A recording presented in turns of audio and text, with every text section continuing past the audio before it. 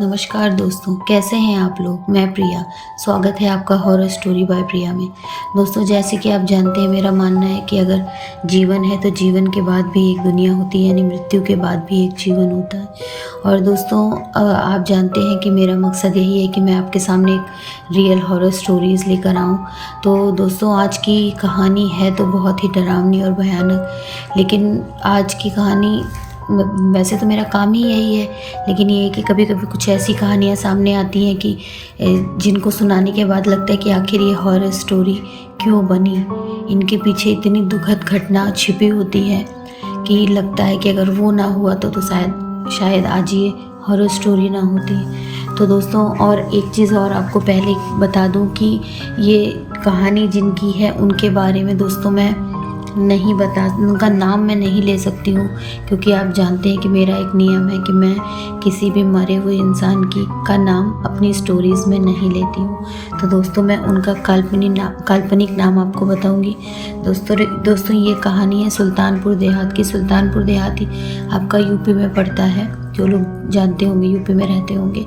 तो दोस्तों, पहले मैं शॉर्ट में ये स्टोरी बताती हूँ। ये उन्हीं के गाँव के एक हैं, वो राजेश यादव जी, उन्होंने भेजा है। वो उनके ही आस पड़ोस में कहीं रहते हैं, तो उन्होंने ये कहानी मुझे बताई है दोस्तों। और ये कहानी आपकी है 1990 की।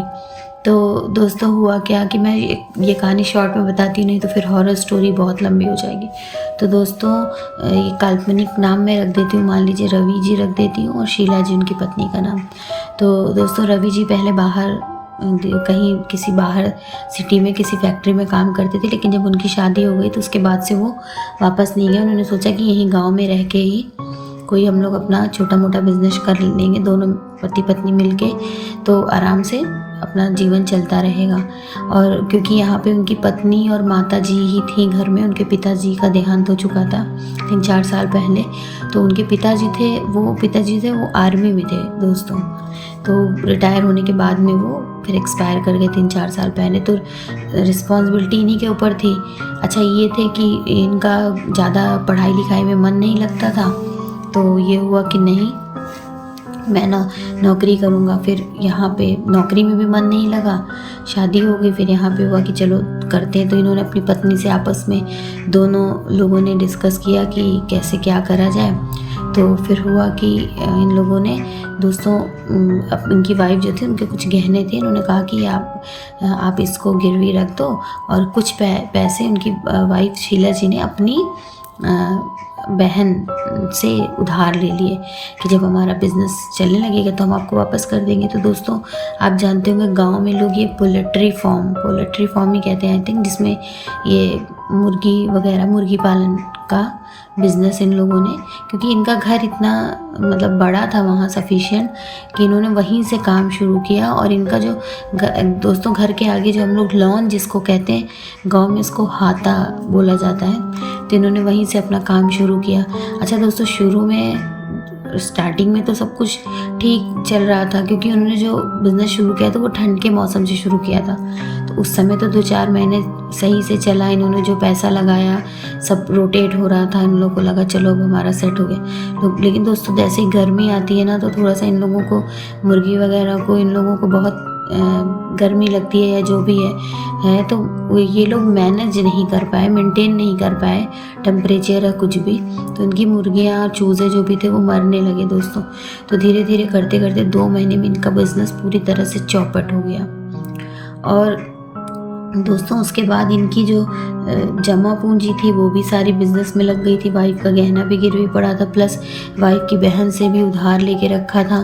तो हर तरफ से मतलब दोस्तों मिला जुला के 7-8 लाख रुपए का इन लोगों के ऊपर कर्जा हो गया। और जो मतलब मटेरियल घर में पड़ा था, सब कुछ पड़ा था, जो चीज़ें, वो तो बर्बाद हो ही गई, क्योंकि जब बिजनेस ही चौपट हो गया तो उनका लोग का चारा वगैरह बहुत सी चीज़ें थी वो किसी यूज़ के, वो कबाड़ हो गया, वो अलग 1-2 लाख का नुकसान इनका हुआ। दोस्तों, हुआ क्या कि इन लोगों ने बहुत कोशिश की किसी तरह करते करते। फिर हुआ क्या, जब कर्जा हो गया तो दोस्तों फिर कर्जे वाले जिनसे मतलब और भी भाई आपको पता है कि मार्केट का काम ऐसा होता है कि वो क्रेडिट पे चलता रहता है। तो कई जगह से ऐसा हुआ कि इन्होंने जैसे कुछ सामान लिया और वहाँ पे पैसा नहीं दिया, तो इनके ऊपर कर्जा तो हुई है अच्छा खासा, पैसा जो डूबा वो डूबा। तो दोस्तों हुआ क्या कि एक रात दोनों पति पत्नी ने अपने कमरे में सुसाइड कर लिया जहर खा के, और सिर्फ उनकी माता जी अकेले रह गई। दोस्तों लगता है कि किसी चीज़ से कभी अपना जीवन नहीं ख़त्म करना चाहिए। कोई वजह इतनी बड़ी नहीं होती है कि अपना जीवन ख़त्म कर ले। उन्होंने तो अपना जीवन ख़त्म कर लिया, लेकिन एक बार भी ये नहीं सोचा कि उनकी माता जी का क्या होगा। तो दोस्तों अब वो तो सब कुछ हो गया, अब क्या किया जाए। अब उनकी माता जी अकेले रह गए, और फिर भी आपको पता है ना कि पैसा ऐसी चीज़ होती है कि इंसान का नहीं होता। फिर भी दोस्तों कर्जेदार उन लोग को आके परेशान, उनकी माता जी को आके परेशान करने लगे। तो सब परेशान हुए। तो जो शीला जी ख़त्म हुई थी, उनकी जो बहन थी वो भी आई। तो उन्होंने माता जी से कहा कि भाई मुझसे भी पैसा लिया है, मैं भी कहीं मेरा भी पैसा है, मुझे भी ज़रूरत है। तो उन्होंने इनको राय दिया कि आप क्या करेंगे, इतना बड़ा घर है, आप अगर आपको रहना तो आप मेरे साथ चल के रहिए, ये घर आप बेच दीजिए तो आपको अच्छे पैसे मिल जाएंगे, कर्जे भी उतर जाएंगे, और आपके बुढ़ापे के लिए भी आपको सेविंग मिल जाएगी कि आपको किसी के आगे हाथ नहीं फैलाना पड़ेगा। तो उनकी माता जी ने सोचा सही है, जब बच्चे ही नहीं है, पति नहीं, कोई नहीं मेरा, तो मैं ये घर लेके क्या करूँगी। तो दोस्तों फिर उन्होंने किसी से बात करी, धीरे धीरे करते करते वो घर उनकी माता जी ने बेच दिया। तो दोस्तों जब तक उन्होंने मतलब घर बेचा नहीं था, 5-6 महीने तक तो घर नहीं बेचा था, माता जी रहती थी उसी में, कोई नौकर वोकर उन्होंने रखा था जो भी था। तो तब तक तो दोस्तों उस घर में सब कुछ सही था। अच्छा वो घर जो था वो किसी अच्छे इंसान ने ही दिया था, पैसे वाले आदमी ने। तो उसको ये हुआ कि ये घर थोड़ा सा मेंटेन करा के फिर मैं अपनी फैमिली लाके यहीं पे रहूँगा। तो दोस्तों 1-2 महीने उन्होंने घर वर मेंटेन कराया। तो फिर उसके बाद में उनका हुआ कि अब हमें यहाँ शिफ्ट करना है। और दोस्तों इसके पहले की आपको एक और बात बताती हूँ कि जब उनकी माता जी घर बेच के वहाँ से चली गई, तो आस पड़ोस के लोग ये बोलते थे कि रात के समय उस घर से रोने की आवाज़ आती है, चीखने की आवाज़ आती है, चिल्लाने की आवाज़ आती है, ऐसी आवाज़ आती है। दोस्तों लोगों को ऐसा कभी कभी फील होता है कि उस घर में छत पर कोई दौड़ रहा है, चल रहा है, खड़ा हुआ है।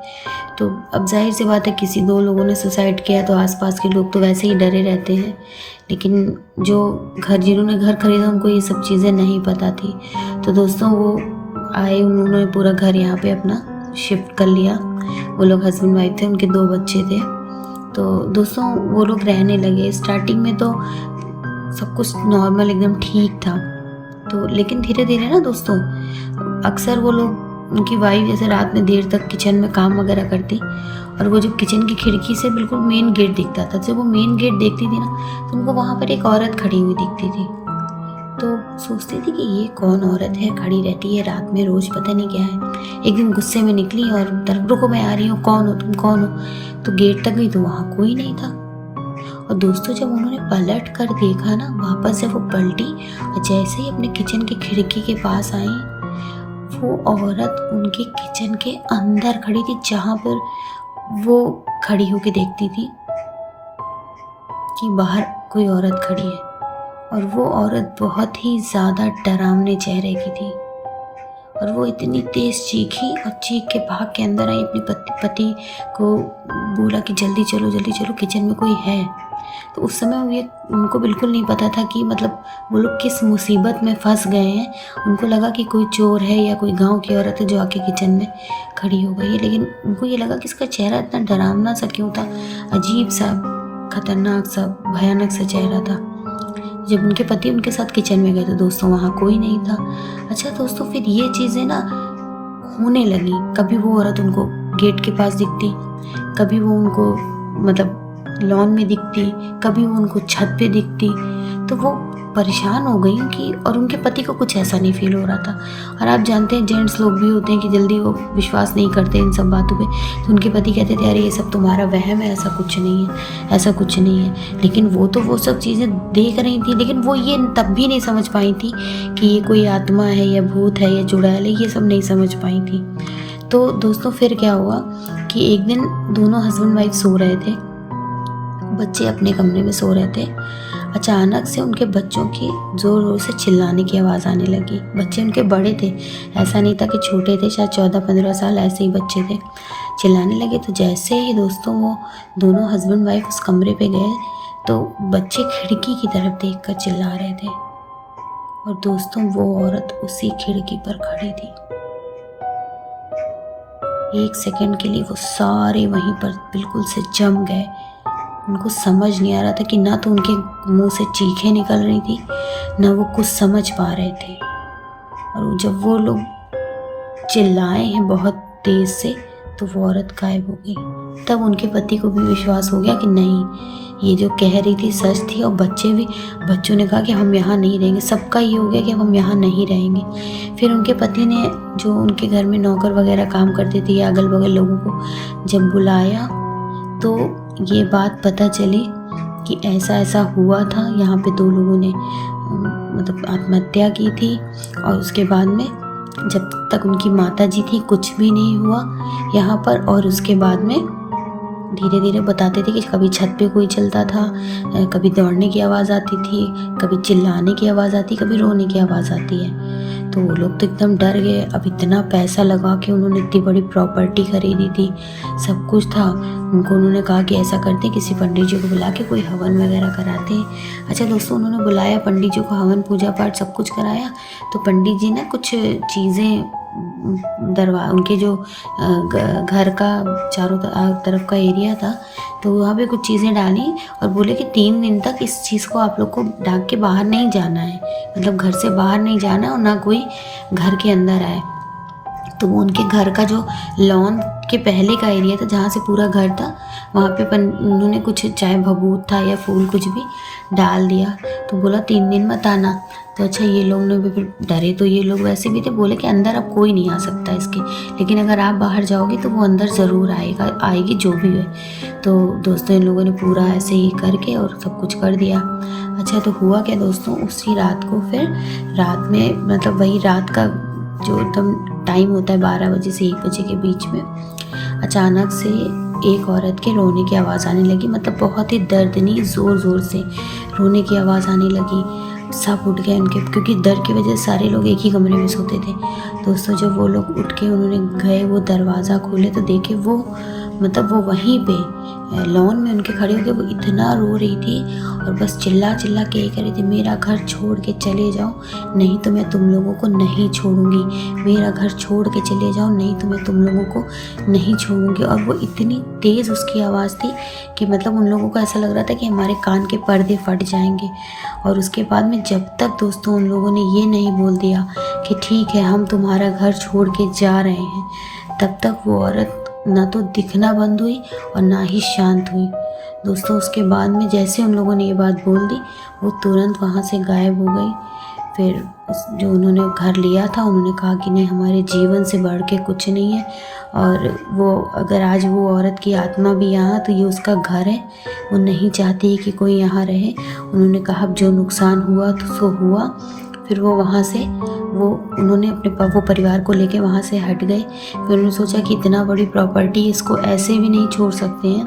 तो दोस्तों उन्होंने उसे गोडाउन बना दिया, जो ये गाँवों में राशन पानी ये सब चीज़ें होती हैं, सब लोग रखते हैं, जो भी कुछ था ऐसा कुछ गोडाउन सा उन्होंने बना के उसको मतलब किराए पे दे दिया। और फिर उसके मतलब गोडाउन बनने के बाद दोस्तों कोई ऐसी कभी प्रॉब्लम नहीं आई वहाँ पे। लेकिन उतने दिन जो उन लोगों ने देखा झेला वो बहुत ही खतरनाक था। और मैं भी मानती हूँ कि भगवान किसी के साथ ऐसी घटना ना हो। लेकिन ये है कि अगर आज वो औरत की आत्मा वहाँ भटकती है, अभी भी लोग बोलते हैं कि वो औरत की आत्मा वहाँ पर भटकती है, अभी भी छत पर दिखाई देती है और कई बार उसके चिल्लाने की आवाज़ आती है। तो दोस्तों ऐसा किसी के साथ भी ना हो कि उसको आत्मा बनना पड़े या इस तरह का कुछ भी किसी को फेस करना पड़े। तो दोस्तों कैसी लगी आपको आज की मेरी ये कहानी? अगर आपको मेरी ये कहानी अच्छी लगी हो तो लाइक करिए, मेरे चैनल को सब्सक्राइब करिए। अब मैं बहुत ही जल्दी आपके सामने फिर से एक रियल हॉरर स्टोरी लेकर आऊँगी। और अगर आपके पास कोई ऐसी स्टोरी है तो मेरे साथ ज़रूर शेयर करिए, मैं उस पर वर्क करूँगी और सबके सामने लेकर आऊँगी।